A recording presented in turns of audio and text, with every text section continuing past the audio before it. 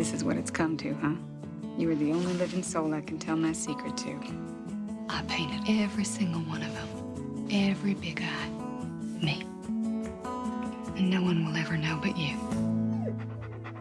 It starts with, again, kind of the foundation of being around at that time and it having, you know, sticking in your memory like a weird dream, you know. So it started with that, the images. But then it sort of, you know, then you start to think about, well, why was it so popular at that time? And what was, you know, because I grew up, again, in that era, and it was that sort of the tail end of that idea of the American dream, you know. I knew that I didn't particularly like them. I found them terribly sentimental, these yearning eyes, sweet, saccharine, and in reading the script, I discovered the story behind these eyes, and I feel that Tim Burton has kind of scratched that veneer, these Bambi eyes, and now I see them in a different way.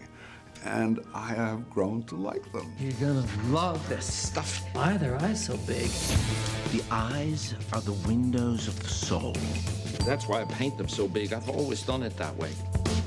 Why are you lying? I didn't know anything about this story before I read the script. I knew nothing about the story of the Keens. I was familiar with the paintings, had no idea the story, and it was amazing to me. And everybody's, you know, people have said, like, how could this have happened? But it made a lot of sense to me how this happens. And it's how the small lies we tell can just turn into, just spiral out of control and really affect our life and bring a lot of darkness in our life. What is troubling you? I lied to my child. I'm just not that kind of person. Is your husband that kind of person? So here you have this dysfunctional couple creating these weird mutant children, which, you know, sort of represented the kind of, you know, the movement from the positive to the sort of the death of that kind of thing and moving into another era. And so I think on a subconscious level, I think that's why maybe it had such an impact on people.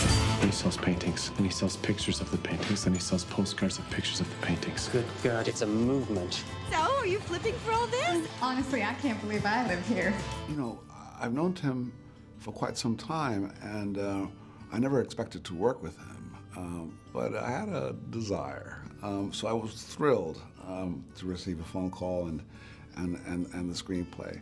And finally, when I did work with him, I discovered a gentleman, a gentle man, somebody who, in a way, I was stepping into his world, but he was the most generous host. I love, you know, what actors can convey without saying anything, you know. Like I do go for these people that could be silent movie actors, you know, and that's what I loved about Amy, you know. Her performance, I got so much out of her just staring and looking, but without doing anything, you just feel this internal turmoil going on and the conflict and the heaviness, and then when she kind of finds her voice, you see her like without doing anything, you know. And I find that's the most amazing type of acting you can achieve. What's your name? Margaret, wouldn't you rather flirt with those girls down there? No, I like you. Met Christoph several times, just sort of backstage at awards things. When it was told to me that he would be playing Walter, I was like, I just really really want to do this. And he just has such a straightforward manner about him, and I so appreciate that. You're never going to guess what Christoph is thinking about a situation, and I love that. I really do. When asked, tell me about your character, why, do you need an instruction manual for watching a movie? No, of course you don't, because the movie was made for you. It wasn't made for me to spark my idea and opinion about it. I'm just the actor. I'm supposed to vanish once the movie comes together. Sadly, people don't buy lady art. The painting says Keen. I'm Keen, you're Keen. Smile. We're sold out. It's funny because normally with the film, I have a really strong idea of what I want them to take away, but this is Margaret's story, and so at one Q&A, I asked her, like, what do you want people to take away from your story? Because it's one thing to make a film, and it's another to live it. So what do you want them to take away? And she says, Stand up for yourself. Stand up for truth. Read your Bible.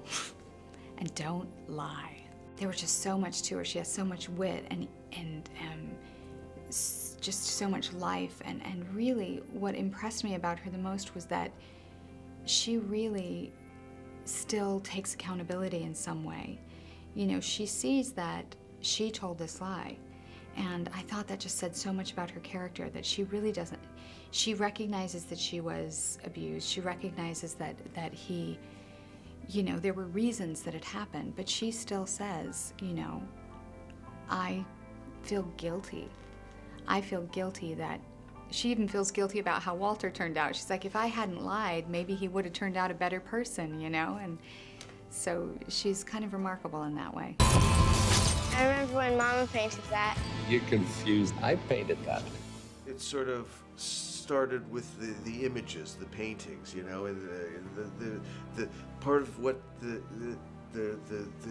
thing that gives it the vibe is the weird kind of lurid colors, the slightly off kind of kilter nature of it, this almost kind of bright yet kind of slightly sickly kind of, you know, which is kind of contradictory. But, you know, in some of those films in the 60s, I strangely used some of the films of the Italian director Mario Bava as an inspiration, because he would use colors in a very unusual way, which again sort of likened it to the paintings themselves. So we just tried to set it in the world where these paintings exist. The colors and the visual appearance of the movie are just gorgeous, and there's fun and lightness, yet the story itself is really getting to us. Because I think if I had asked somebody, like, why do you have that picture of a crying child on your wall, I would be surprised if I got a deep answer. You know, I would bet they wouldn't even know. You know, I